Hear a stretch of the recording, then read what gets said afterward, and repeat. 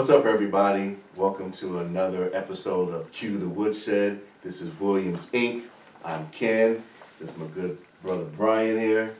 We're ready to rock and roll another good episode here. We're just Spartan fans that love MSU football. We're not trying to break down any type of film or tape. We're just giving our opinions from a fan perspective. So let's get rocking and rolling. Let's get to it.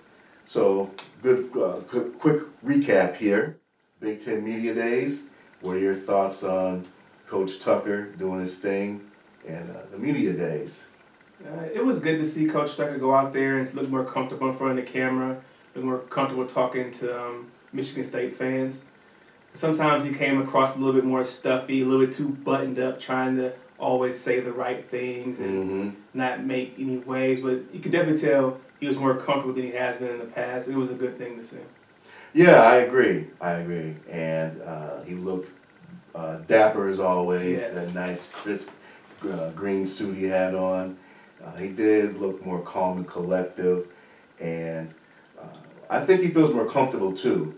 You know, I think he did mention at Big Ten Media Day that one thing he did like coming into this year is the amount of depth that the program is currently at with all the positions, or the majority of the positions, I think. So he's definitely looking forward to getting that bad taste out of his mouth from last year. I think we all are. So, yes, indeed. So, also we had Spartan Dog Con.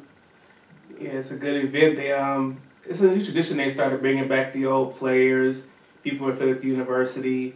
It's kind of creating a more community. You know, Michigan State's always been known for its family type atmosphere, and it already comes back. If it's just kind of, you know, put it all together, you can make a recruiting event out of it. So all the recruits and anybody out there, like the love that people have for Michigan State football. Yes, and one of the biggest things, which I think as Spartan fans, we all wanted for years, is a black football jersey.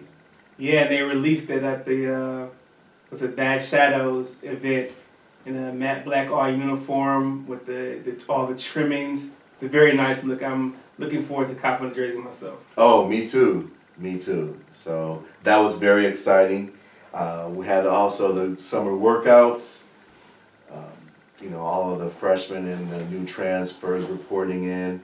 That's definitely a good thing to get everyone, you know, on the same thing and ready to rock and roll again. One of the same. It's turning the page. It's official turning the page. You know, he had the winter workouts. You have the spring game we talked about, and now we're into summertime. You get to see the new blood of the program get in there and see what they have. Get the transfers, the remaining transfers get to come in and show what they have, to display their abilities one more time. You know, we have some good people coming in them, and we're all looking forward to seeing them. Right.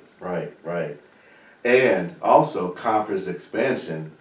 I don't think anyone expected that to happen. Of course, we know that USC and UCLA are joining the program, but now here comes Oregon and Washington. So that brings the count up to 18 teams, I believe. Yes. So what do you think about that? Death to the Pac-12. Big Ten started it. There's always rumors that they're going to bring in, you know, Oregon and Washington. And they would thought maybe it was a few years apart, but then it just happened overnight, and here we are. It's going to change the conference a lot. I don't know if it's going to be good and bad. I don't particularly like it because I'm older and I like some of the traditions that we have. But this is what college football is now, so I'm going to have to adjust. Yeah, no more Rose Bowl in the traditional sense. I think programs like the Marylands and Indianas and the Illinois and Rutgers of the world, Minnesotas, I think it may not benefit them as much, considering, you know, even those programs coming in from the Pac-12 is going to definitely make it harder for those programs to eat, I would say. That's true, but also we can talk about our school with it. It might make it harder for Michigan State to eat because we're always kind of seen as that that mid-tier school in the Big Ten. You know, D'Antonio definitely raised our profile. Mm-hmm. But, you know, depending on how we're going to go with Tucker, we might be sliding back in the hierarchy of the Big Ten. So we'll see. Hopefully it's not that way, but it's definitely a possibility with the conference expansion. Yeah, we'll see. You know, as a whole, the college football landscape has changed a lot. It's going to continue to change, and hopefully Mel Tucker will be able to make those big time adjustments to put us at the top where we need to be at. We definitely need to be at. For the profile of the university, you know, we're top 25 in revenue, top 25 in fan attendance. You know, we should expect a better product than what we saw last year. Oh yeah. Oh yeah. And the NIL program is pretty strong too, from what I've read. Yeah, they just added a new component to that with the collective, the Spartan Dog for Life apparel, all that. All those proceeds go back into the NIL collective to help us, you know, keep our student athletes there and, you know, maybe hopefully attract more student athletes. Right, right. So, everyone, that's a quick recap of what we've had since our first episode. So now we're going to get into our good Sparty, bad Sparty segment. So let's start with the bad. Definitely the bad. We're out with the program. Can't talk about it without mentioning all the unknowns that we have right now. We have unknown quarterbacks. We've had unknown receivers. And we are returning Trey Mosley, but all right, that's just one. Typically run out three receivers. We don't know about our defensive backfields. You know, there's just so many unknowns I have to put that in the bad part of the thing. And then, you know, one of the Achilles heels last year for the team, special teams. We're going to get from the punting, the kicking coverage, because outside of punting last year, it was kind of a mixed bag. And we definitely more lost. so on the bad part of the mixed bag than the good. Bad part. We basically lost a few games because we couldn't make field goals. Right. So all those unknowns, we don't know. We don't have any real proven commodities. And so it has to go under bad spray, and that's why I can understand why people are picking picking Michigan State to finish near the bottom of the Big Ten. Yeah. Yeah, there's definitely more unknowns coming off of a bad season, of course. One thing I read, cornerbacks, you know, that was something that I was probably in the bad Sparty category because we all saw how we got gashed last year. I think MSU was one of the worst programs in terms of pass defense. For 2 years now. So, that air attack, that's something hopefully could be addressed this coming up season. Well, they're hopeful. They brought in Coach Tucker. He had coached the defensive backs or the cornerbacks last season. He's taking a step back from that. They have a defensive backs coach, Salgado. He used to work for the Buffalo Bills. He was there for a little while. They went in different directions, and now he's here. There's been good reports about it, but nothing known. We've heard it, all the talk, off-season talk, things are going to get better. Heard that before, we got to see it. Right, right. What are your thoughts on the quarterback? Because I know in between episodes you gave me your prediction of who may be the starter, which was a little surprising to me, but you know, you're more of the aficionado of I don't know about aficionado of it. Watching the program from a fan's perspective than me. But what are your thoughts on who may start? You know, after Thorne left, we heard reports that Kim was right on his tail, that was going to be the starter. So we have to assume that Noah Kim was going to be the favorite to be the starter coming into fall. You know, they currently in summer training camp, and there's a QB battle with high-profile Caden Hauser. He's a kid from the West Coast, a lot of talent. A lot of people are excited about him, but we haven't seen anything. Coming off the first scrimmage they had last week, I believe, you know, reports are that Caden Hauser kind of caught up to Noah Kim. And it's completely a kind of a 50-50 deal. And then to me, I don't really care who wins. I just want who wins the job is kind of like, I want just to win in general. Right. So I don't right. have any strong opinions about who should be the starter. But to me, I feel like it's trending more towards Caden Hauser. Mm-hmm. He's a little bit younger than Noah Kim, but he's been with the program, because Noah Kim's been with the program since 2020. So he kind of has a leg up there. But anytime the coaching staff talks about Caden Hauser, they always bring up his arm talent, how good he is, and he can make throws that no one else can make. So we'll see. I feel like it's trending towards Caden Hauser. But like I said, to me, whoever gives the best chance to win, that's all that matters. Yeah. Yeah. I was looking at Noah Kim, me personally, maybe just because of, the tenure he's been there. But from watching the program from past experience, usually when you have a quarterback who is neck and neck with someone who's been with the program for as long as Noah Kim has, then Hauser may be the one to start because of him being younger and, showing, what mojo he has, in practice. So it wouldn't surprise me if he started day one.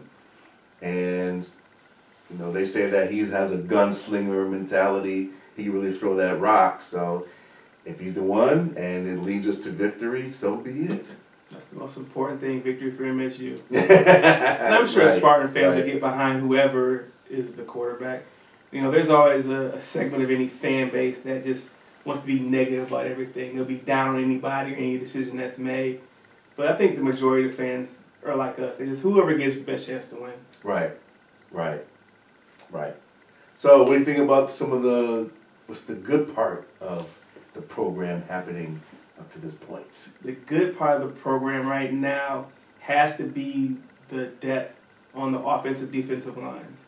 Because I don't think in Tucker's tenure so far that he's had that. Be able to rotate guys on defense, keep them fresh, keep those defensive tackles in so they can go full bore after, instead of having to play 50, 60, 70 plays a game, you cut that down amongst them so you can give your best effort in the fourth quarter when we really need it. They brought in some transfers at these positions. They're expecting big things out of those guys. And on the offensive side of things, it's the first spring that they've had all their linemen together. Mm-hmm. Yep. And that makes a big difference. Okay, what's the right tackle is going to react with the right guard, how they're going to all flow together. They can get that timing down. And they have the young guys who finally came in. Coach Cap is the offensive line coach. He's renowned for building offensive lines, and we're finally going to get to see it. I think the number, they said they had 19 offensive linemen. Oh, wow. I didn't know that. Yeah, so they have a for real 3 deep. Before it was, we were always one injury away from, the line being, disaster. And, there's always going to be injuries amongst the lines because those guys are constantly banging and hitting against each other. So it's good to finally say, hey, we have a legitimate 2 deep on offensive and defensive lines because that's where the game is won. Mm-hmm. And so it has to go in the good category. Right. Good Sparty. Right. I think so too. The people that are returning, the Jacoby Windmans and people of his ilk on the on the defensive line. Defensive side, yeah, linebacker. Defensive side, and I also think too, like you said, the O-line depth. I think those 2 main stables, I think that'll fare well for the program going into this season. Another good thing we want to talk about for good Sparty is competition. They always have the adage, iron sharpens iron. Mm-hmm. So when you have the competition, the depth, you're going to get the best out of everybody. Sometimes Michigan State had no choice but to play somebody. Right. This is the only person they have to go with. Finally, Tucker's 4th season, his 2nd or 3rd real recruiting class. These are his guys. And so you see in that competition. Now, we talked about the unknowns, but at least they have some bodies there. Right. That are Tucker's guys that fit his mold that should know what they're supposed to do. Right. So I think competition on all sides is another good Sparty moment. And also, from what I've been reading, the chemistry and the camaraderie that the players are doing, because it seems like outside of them practicing and doing the usual things, that they have a good chemistry amongst each other. So I think that'll fare well too. Yeah, I've heard reports that there may be some people last season that weren't the best locker room people. Right. And not saying they were, bad guys for the team. Just sometimes, and people in certain positions, if they have their attitudes affect the team more than others. And so now, as you're putting about the camaraderie, you have more people in leadership on the team that are able to bring everybody together. And so you maybe not, we don't know how these intangible things work out in the field, but it can't be bad. Right. Also, too, wide receivers. That could be both, I think, for good and bad. Bad in the sense that we don't know who's going to be the breakout star. We all know that Keon Coleman left for Florida State. But from what I've been reading, like Trey Mosley, Antonio Gates Jr., there's been a good number of receivers who looked good in fall camp, and that I think will bode well on the field. You got to see it. They got the transfer from Nebraska, Alontae Brown, who was a Michigan State target back in the day, and he's come back home, we'll say. He's supposed to get a lot of ability. It's unknown. Right. But also, too, MSU was in this position a couple of years ago, coming off of the COVID year, where, going into the season, the same questions that we have now were the same questions then. Everyone didn't know what to expect until the season started. And I think from the very first play, when I remember, when they played at Northwestern, the very first play they scored, Kenneth Walker was took Kenneth it Walker to the house. So I'm not saying that will be duplicated, but the unknown may be a bad thing, but also will be a good thing. Yes, it can be, and I think we'll see the best effort because I think everybody knows what's on the line. Right. This is a huge year for the Tucker regime at Michigan State because. Michigan State under D'Antoni, we used to win. He raised our profile a lot. So as the attitudes of fans, what we've been seeing, what we saw last year was just it's not good enough. Right. And I think everybody understands that. I don't think anybody would say, "Oh, it was a great year last year," or things. We're just hearing small things here and there. No, there were some issues that hopefully have been addressed. Right. And will result in more wins. Right. And hopefully the defensive and offensive coordinators will come through this year because neither of them did. It's a contract year for them, so they sink or swim. It's for everybody. I think this year is very pivotal in terms of the perception and the direction of the program because, I'm a Tucker fan. I can admit that. But what is our team known for? What's our brand of football? Right. We really don't know yet. Right. We're going to year 4, we had 11-2 season. It was great. Defense, still bottom of the league in passing, bottom of the NCAA in passing defense. And so that piece hasn't been fixed yet. So team's not known for defense. We can't hang our hat on the offense because we had a mixed bag last year. Right. So I'm interested to see what is going to be the identity of the team. Right. And I think that's still evolving because people forget this is Tucker's only 4th year in the program. And, from what I've read and heard, it takes at least a good 5 years to get the program to where you want it to be at as a head coach. I mean, it took D'Antonio, I think, 7 years to win his first Big Ten title, if I'm not mistaken. Maybe a little less than that. But, yeah, it takes time. I mean, everyone wants that flash in a bottle.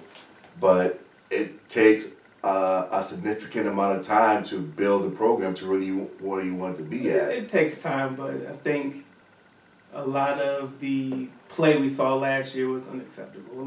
Definitely, without question. Coaching decisions, execution, just unacceptable. It didn't look like D1 Big Boy football. No. And it can't. I think a lot of that fans can't be duplicated. No. Year. It has to look like a real team. Right. Agreed. 5-7, no. That's not. I can't. I can defend Tucker all I want to. I can't defend your record. Nope. You got to win games. Right. Right. So that goes into our predictions. Ooh. What's your thoughts on the season?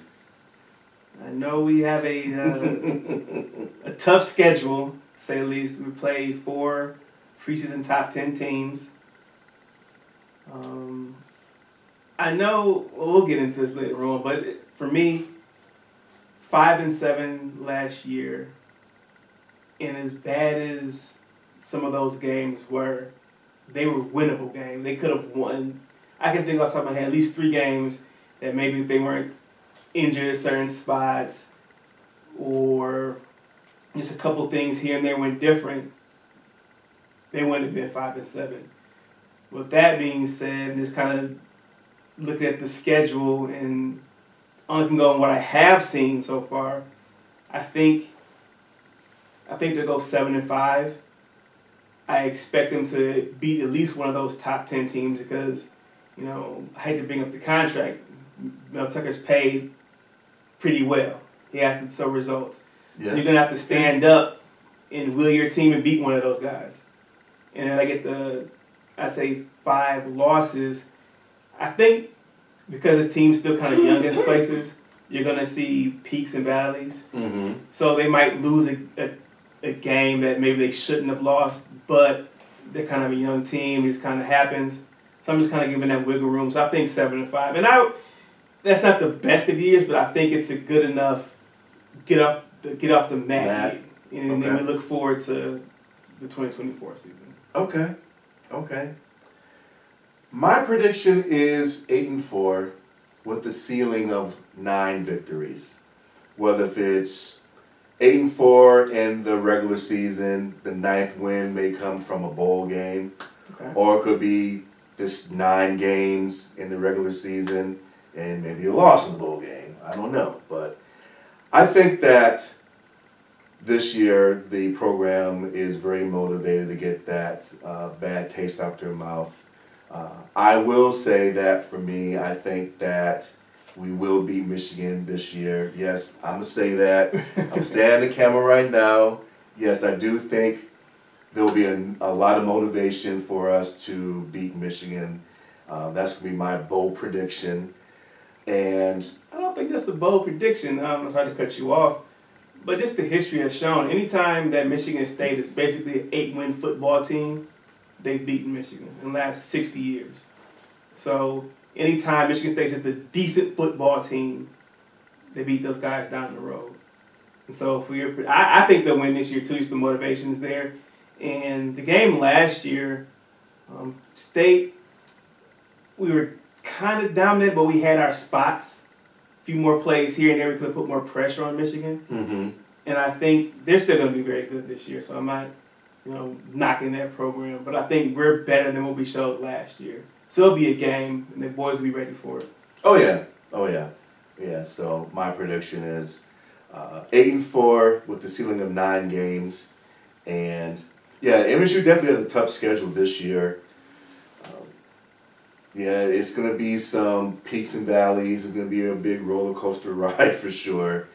But I think there'll be more wins than losses. And I'm not just talking about as far as number of the games, but, seeing some improvement, on the defensive side of the ball.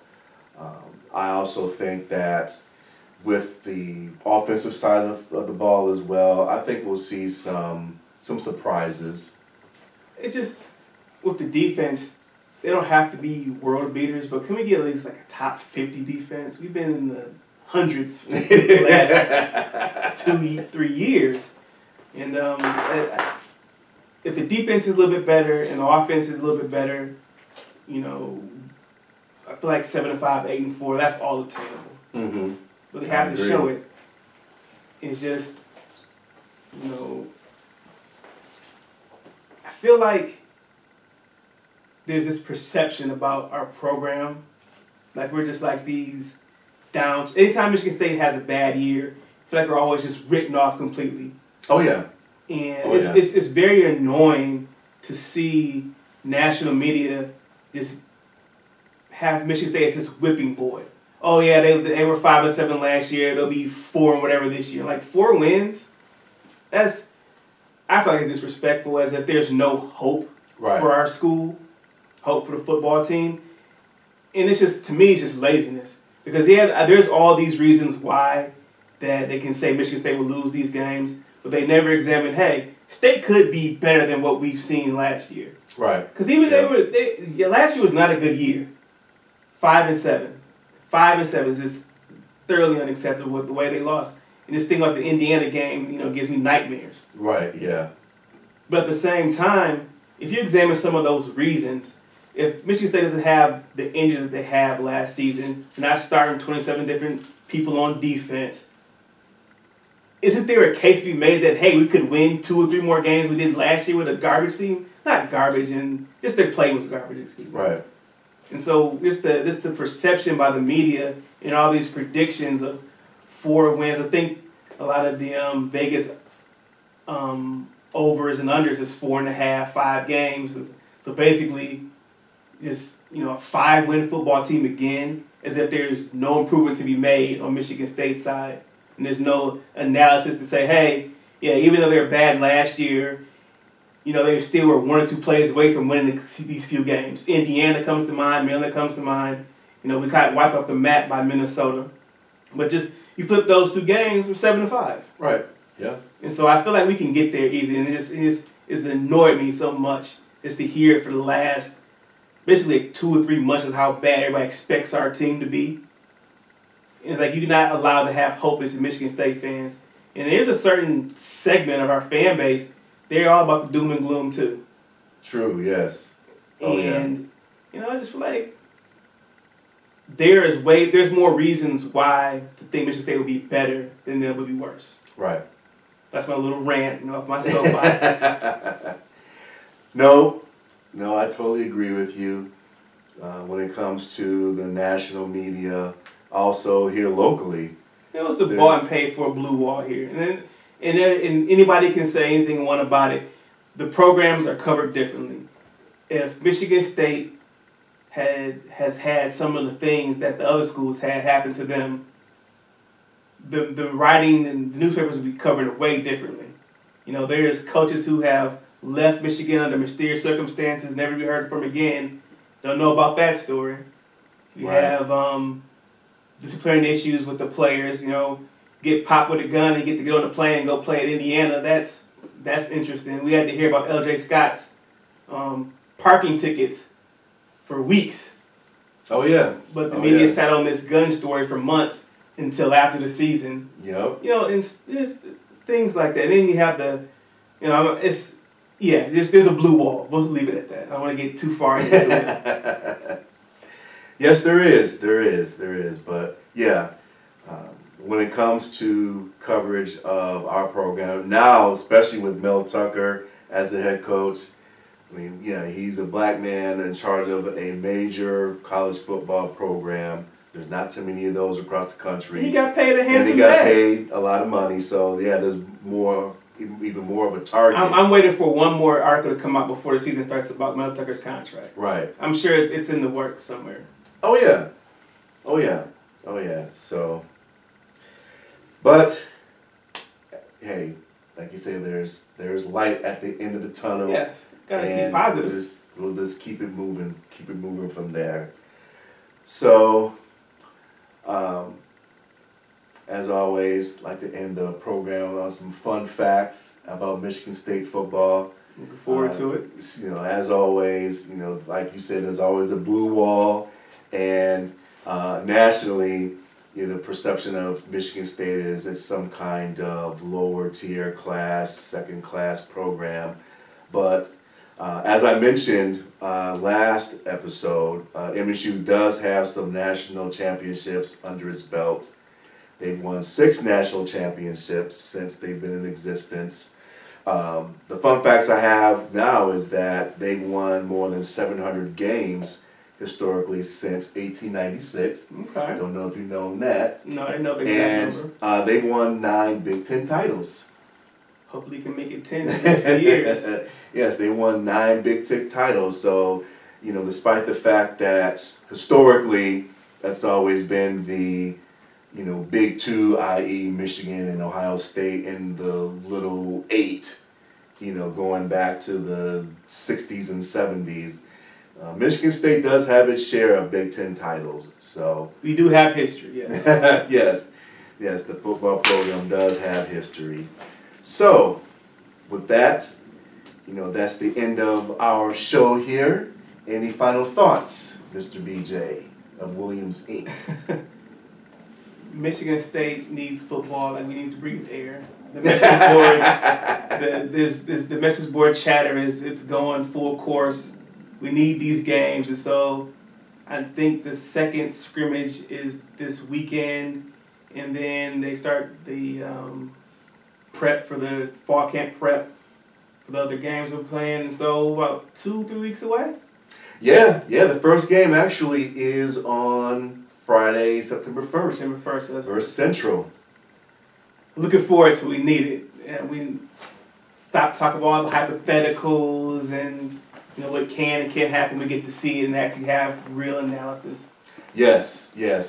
So with that, one last thing I will mention is, you know, we do appreciate any kind of feedback you guys have, any questions on topics, any topics you want to have, any comments.